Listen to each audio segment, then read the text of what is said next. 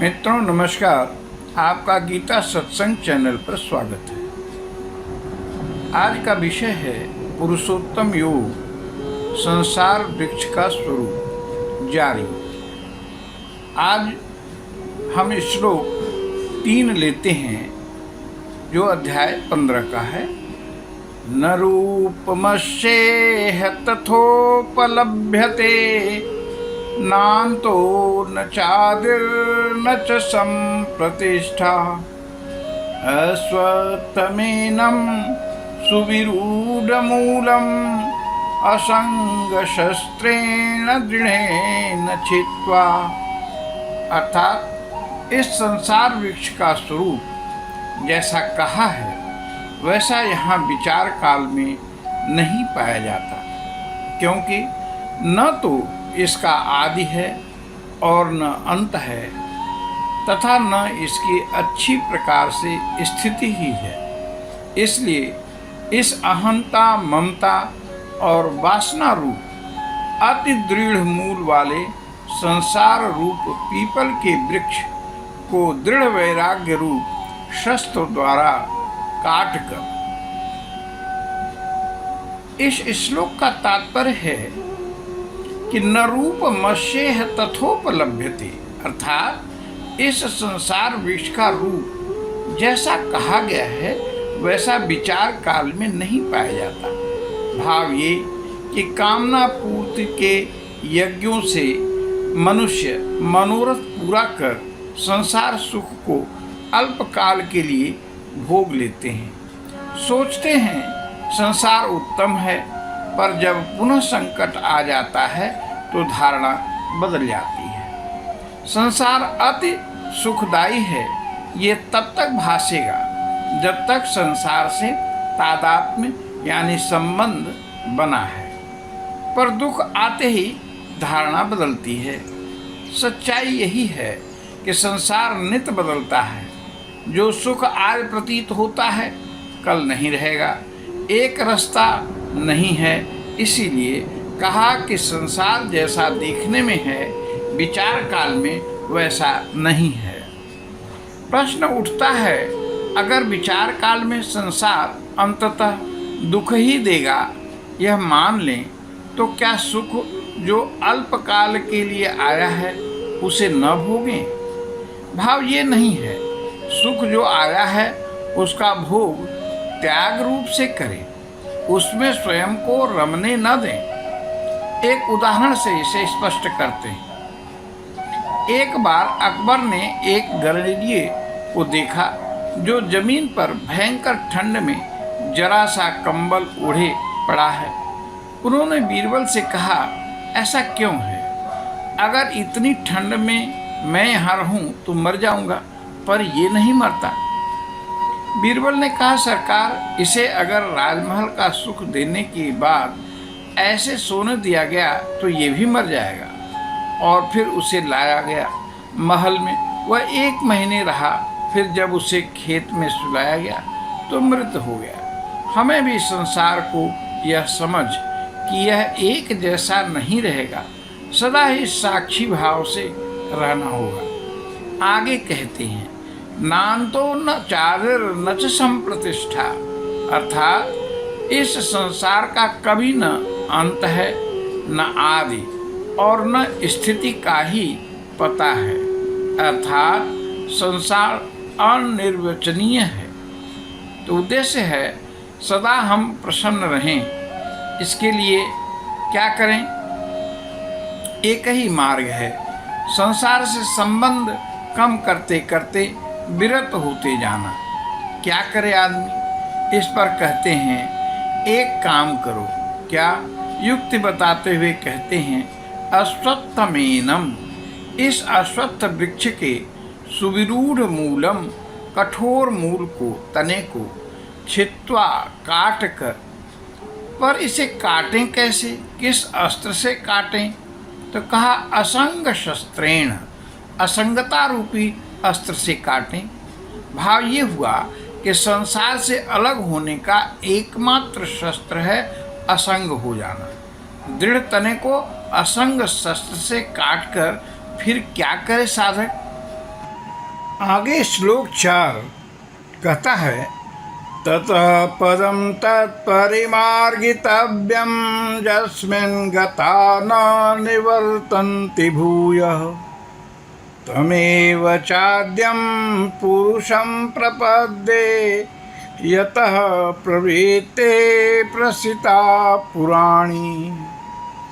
उसके पश्चात उस परम पद रूप परमेश्वर को भली भांति खोजना चाहिए, जिसमें गए हुए पुरुष फिर लौटकर संसार में नहीं आते, और जिस परमेश्वर से इस पुरातन संसार वृक्ष की प्रवृत्ति विस्तार को प्राप्त हुई है, उसी आदि पुरुष नारायण के मैं शरण हूँ।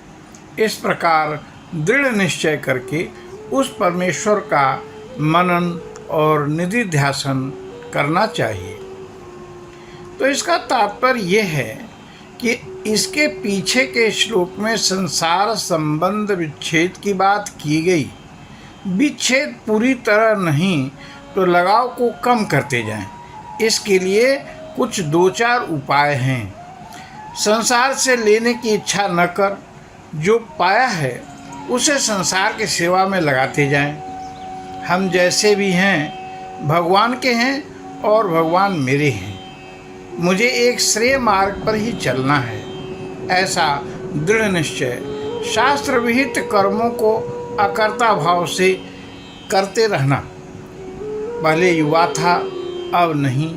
अतः विचार दृढ़ करें कि यहाँ कुछ भी स्थायी नहीं है। पिछले श्लोक में था कि असंग रूपी शस्त्र से संसार रूपी दृढ़ वृक्ष के तने को काट दो और फिर ततः पदम तत्परिमार्गितव्यम, तब खोजे उस परमात्मा को। अगर ऊपर के श्लोक से संदर्भ लें तो बिना संसार संबंध विच्छेद के ईश दर्शन या ईश का एहसास संभव नहीं।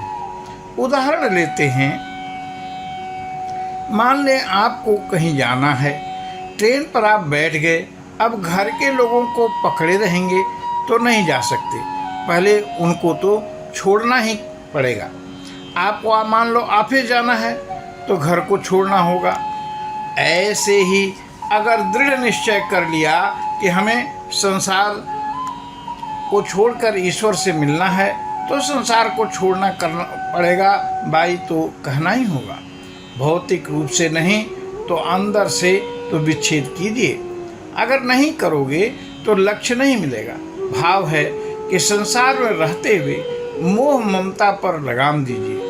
फर्ज करिए आप बूढ़े हो गए तो हर काम में टांग न लगाएं, अगली पीढ़ी को अपना कार्य करने दें। आप विमुख होते जाएं।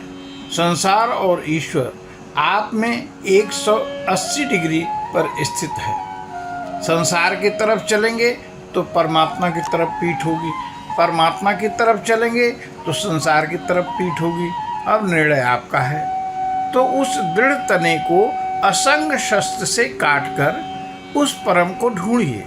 कहते हैं, यस्मिन् गता न निवर्तन्ति भूयः, जिसमें जाकर कोई वापस नहीं आता। यस्मिन् उसी परमात्मा की तरफ इशारा है। संसार से असंग हुए तो उस परम पिता से मिलके एक हो गए। जैसे बूंद सागर में मिल गई। क्या बूंद के सागर में मिल जाने पर आप उसे अलग कर सकते हैं? नहीं ना। ऐसे ही जब परम से यह जीवात्मा मिल जाता है तब कहते हैं न निवर्तन्ति, यानी लौटता नहीं है।